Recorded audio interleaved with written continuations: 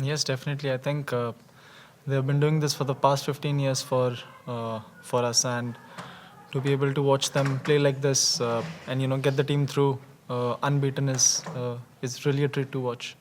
I think sir कोई as a player दोनों के ऊपर कोई ऐसा डाउट नहीं था कि वो परफॉर्म नहीं कर पाएंगे, बट डेफिनेटली बहुत अच्छा लगता है आपको एज अ कैप्टन यार बाहर बैठ के जब आप मैच देखते हैं तो बहुत अच्छा लगता है कि दो सबसे सीनियर प्लेयर टीम के खेल रहे हैं और they getting the team through. He is actually in the hospital right now. He is under the screening of doctors.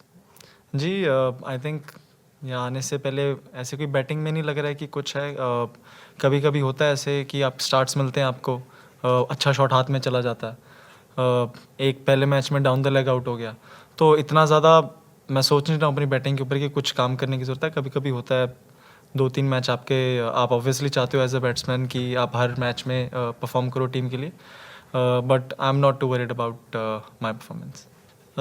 I think, like I said, it's a treat to watch both of them, especially when they're batting like that, and seeing the ball fly off their bats and just hearing the sound that comes off their bat is something, uh, that tells you how good of a nick that they're both in. And watching them from outside, having that partnership for them and taking the team through is something that we often talk about in team meetings, that whoever is set, even in the last match we spoke about, we got 2-3 good partnerships, but none of the batsmen couldn't really play a longer inning. So I think they are, and they both spoke about, whoever is set, they should take the team through, and they are, I think, walking the talk. So it's a great bonus for us.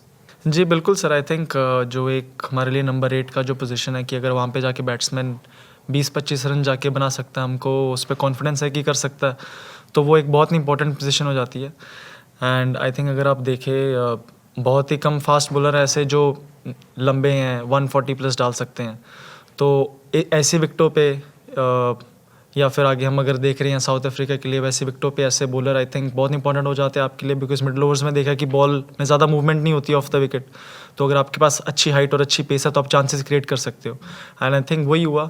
बहुत अच्छा start मिला था Australia को, but जिस तरीके से पहले हमारे स्पिनर्स ने बॉल डाली, प्रेशर क्रिएट किया, और उसके बाद आकर हर्षित ने जैसे दम से बॉलिंग की और उसको आई थिंक उस चीज़ का अच्छा रिवॉर्ड मिला. Many takeaways, I think even in the second ODI, one of the things that I learned is, you get to know about the opposition as you play them more. You get to know more about their players as you play them more. And I think even in the second game, there were a lot of learnings for us. I think we were very close. If we would have, taken those couple of chances, you never know. More pressure on them, this series could have been different for us. जी sir बिल्कुल. I think जिस पिछले match में भी देखा कि एक बार जब बॉल पुराना हो रहा है तो फास्ट बॉलर्स का अच्छा आ रहा है बैट पे, तो यही प्लान था. इसीलिए कुलदीप को लेकर तो मिडल ओवर्स में हम कैसे विकेट ले सकते हैं, कैसे उनके ऊपर प्रेशर डाल सकते हैं. एंड आई थिंक एक पूरे अपने स्पेल में वॉशी ने 10 ओवर डाल दिए. इतनी अच्छी बॉलिंग कर रहे थे वो. एंड दूसरे एंड से फिर क्योंकि वो कंट्रोल कर रहे, दूसरे एंड से फिर तुम अटैक कर सकते हो, अपना मेन बॉलर डाल सकते हो. अगर तुम्हें लग रहा है उस दिन की किसी रिस्ट स्पिनर का अच्छा जा रहा है तो उसको डलवा दिया. अगर अच्छा लग रहा है कि किसी फास्ट बॉलर से छोटे छोटे स्पेल से अच्छे दम से करवा सकते हो. एंड आई थिंक ये सारी चीज़ें डिपेंडिंग ऑन क्या सिचुएशन है, किस हिसाब से आपको लग रहा है कि यहाँ पे कौन से बॉलर आपके लिए चांसेस क्रिएट कर सकते हैं, तो वही हमारी थिंकिंग रहती है कि जो बॉलर हमारे लिए चांसेस बार बार क्रिएट करते रहे. नहीं तो वनडे क्रिकेट में स्पेशली एक बार गेम आपके हाथ से निकलना शुरू हो जाता है, स्पेशली 5 फील्डर अंदर है, तो आउट करना बहुत मुश्किल हो जाता है. मेरे को मेरे घर वाले भी बोल रहे हैं कुछ ना कुछ टॉस के लिए. सर आई थिंक अभी तक ऐसी कोई बातचीत नहीं है, बट आई थिंक एक बार साउथ अफ्रीका की सीरीज़ के बाद थोड़ा आई थिंक गैप होगा इंटरनेशनल क्रिकेट में. न्यूजीलैंड होगी बीच में, तो आई थिंक तब हम देखेंगे कि इन टच कैसे प्लेयर्स को कैसे रखना है, तो तब आई थिंक डिसीजन लिया जाएगा.